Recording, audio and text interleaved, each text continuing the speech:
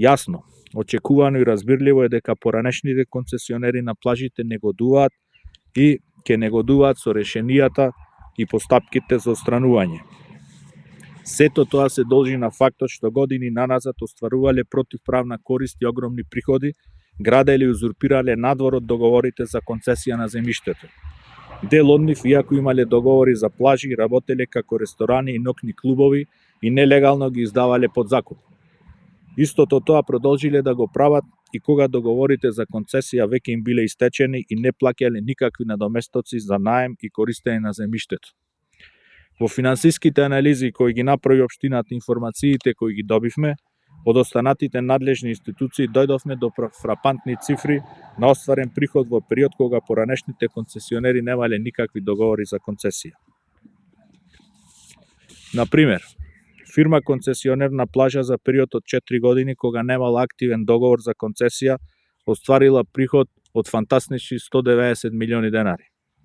Друга фирма која стопанисувала со плажа исто така без договор за концесија за истиот период остварила приход од 59 милиони денари. А трета фирма за стопанисување на плажа без договор остварила 14 милиони денари, а прикажала расход само за 2 пријавени работници на месечно ниво. Оваа пракса за градење на бизниси на штета на општината, државата и светското природно и културно наследство мора да биде минато. Како што имам кажано и претходно, треба на сите да ни стане јасно дека ваков тип на урбанизација и користење на крајбрежјето во строго заштитените зони едноставно повеќе нема да има.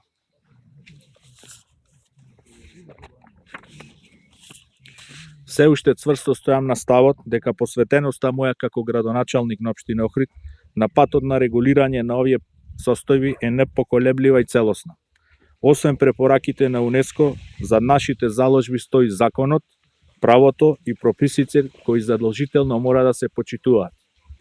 Оваа можност ја користам да се обратам до еколошките здруженија Охрид СОС, Фронт 2742, останатите еколошки здруженија и екоактивисти кои тековно го следат и редовно го коментираат целокупниот процес на исполнување на препораките и јавно да ги поканам да се ангажираат на терен и да помогнат во процесот на уредување и оплеменување на плажите.